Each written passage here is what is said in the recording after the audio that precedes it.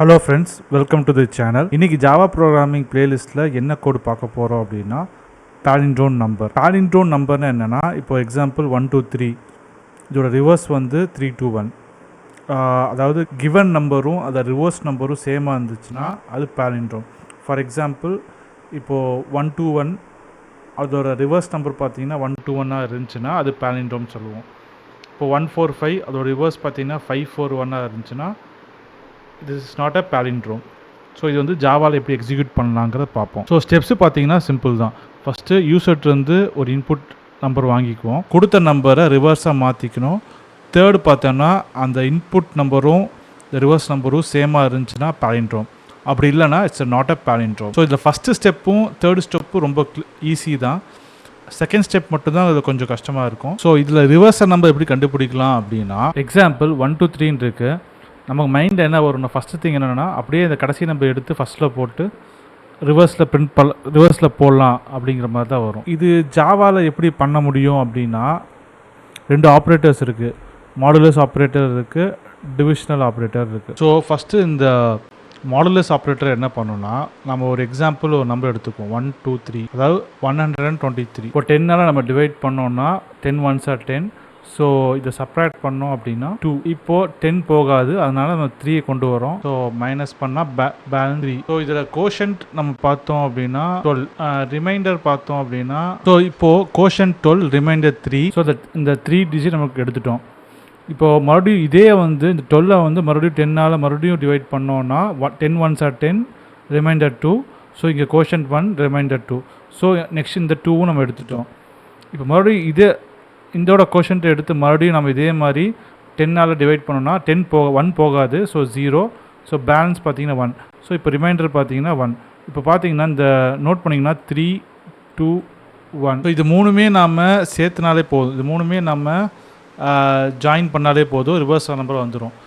இது எப்படி ஜாயின் பண்ணலான்னா, அதில் ஒரு ஃபார்முலா இருக்குது. அது என்ன ஃபார்முலான்னா, reverse number equal to reverse number into 10 plus remainder. அதாவது டிஃபால்ட்டாக ரிவர்ஸ் நம்பர் வந்து 0வாக இருக்கும். So reverse number into 10 plus remainder. So இது டீட்டெயிலாக நம்ம ஜாவா கோடில் எப்படின்னு பார்ப்போம். டில்ஜிஎம் ஓப்பன் பண்ணிக்கோங்க, ஒரு கிளாஸ் ஃபைல் க்ரியேட் பண்ணிக்குவோம். ஃபஸ்ட் ஸ்டெப் இங்கே என்ன பார்த்தோம்னா, get the input from the user.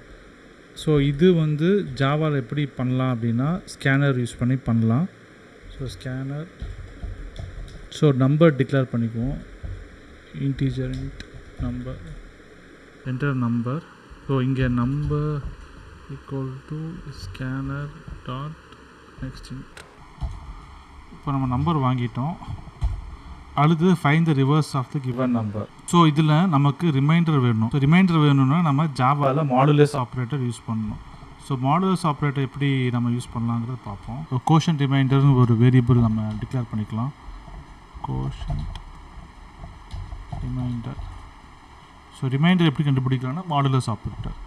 So இதோட ரிமைண்டரை வந்து ரிட்டர்ன் பண்ணும். மாடுலஸ் ஆப்ரேட்டர் என்னென்னா ரிமைண்டரை ரிட்டர்ன் பண்ணணும். இப்போ இது ரெண்டு பிரிண்ட் பண்ணி பார்ப்போம். ஸோ என்டர் தி நம்பர் 1 2 3 கொடுக்குறேன். இப்போ ரிமைண்டர் வந்து என்ன வரணும்னா 3 வரணும், கோஷன்ட் வந்து 12 வரணும். செக் பண்ணி பார்ப்போம். ஸோ ரிமைண்டர் 3, கோஷன்ட் 10, ஏன்னா டிவைடட் பை 10 போட்டிருக்கோம் இல்லையா. இப்போ இதுவே வந்து இங்கே ஒரு ரிப்பீட்டடாக இந்த கோஷன்ட்டை எடுத்துகிட்டு மறுபடியும் நம்ம இதே மாதிரி மாட் 10 ஆப்ரேஷன் பண்ணிட்டு வந்தோம், கோஷன்ட் 0 வரைக்கும் பண்ணிட்டு வந்தோம், ஒரு ஐட்டேட்டிவாக பண்ணிட்டு வந்தோம் அப்படின்னா நமக்கு இந்த ரிமைண்டர்லாம் எடுத்துகிட்டு அதுக்கப்புறம் அதை வந்து இதை நம்ம ஆட் பண்ணிடலாம். ஸோ இந்த ப்ராசஸை ரிப்பீட்டடாக பண்ணுறதுக்கு நமக்கு வைல் லூப் தேவைப்படுது. நம்பர் ஏன் 0 போட்டோன்னா, இந்த 0 வர வரைக்கும் நம்ம செக் பண்ணிகிட்டே இருக்கணும். இப்போ நம்ம என்ன பண்ணியிருக்கோம்னா, நம்ம ஒரு கிவன் நம்பர்லேருந்து ரிமைண்டரும் கோஷன்ட்டும் ஈஸியாக எடுக்க முடியும். எடுத்துகிட்டு லூப்பில் அதை வந்து நாம் அந்த ரிமைண்டரில் நம்ம ஆட் பண்ணுறோம். அந்த ஃபார்ம்லாம் நம்ம பார்த்தோம், அது இங்கே நான் ஆட் பண்ணியிருக்கேன். இதை ரன் பண்ணிட்டு உங்களுக்கு ஸ்டெப் பை ஸ்டெப்பாக நான் அதை எக்ஸ்பிளைன் பண்ணுறேன். ஸோ ரிவர்ஸ் நம்ம பார்த்தீங்கன்னா 3 2 1. இது எப்படி அப்படின்னா, இப்போது இங்கே 1 உள்ளே வரும். இப்போ நம்ம இங்கே வந்து 1 2 3 கொடுத்துருக்கோம் இல்லையா. ஃபஸ்ட்டு எக்ஸிக்யூஷன் இந்த லைனில் வரும். நம்ம என்டர் த நம்பர் 1 2 3 கொடுத்துருக்கோம். இப்போ இந்த நம்பர் இங்கே வரும். இங்கே 1 2 3 வாங்கிட்டு இங்கே நம்ம 1 2 3 வரும். இப்போ நாட் ஈக்குவல் டு 0 உள்ளே வருது. ரிமைண்டர் என்ன, ரிமைண்டர் வந்து நம்பர் டிவைட் mod 10. mod 10 அந்த ரிமைண்டர் ரிட்டர்ன் பண்ணும்.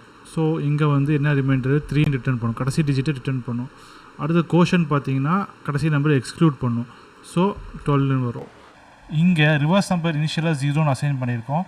0 × 10 வந்து 0 தான். ரிமைண்டர் இங்கே என்ன 3 0 + 3 வந்து 3 தான். இப்போ இந்த இடத்துல வந்து ஏன்னா இது கோஷன் 0 வரைக்கும் நம்ம இதை லூப் போட்டிகிட்டே இருக்கிறோம். இப்போ நம்பர் = கோஷன்ட். இங்கே கோஷன்ட் என்ன 12. இப்போ நம்பர் என்ன ஆயிரும் 12 ஆயிரும்.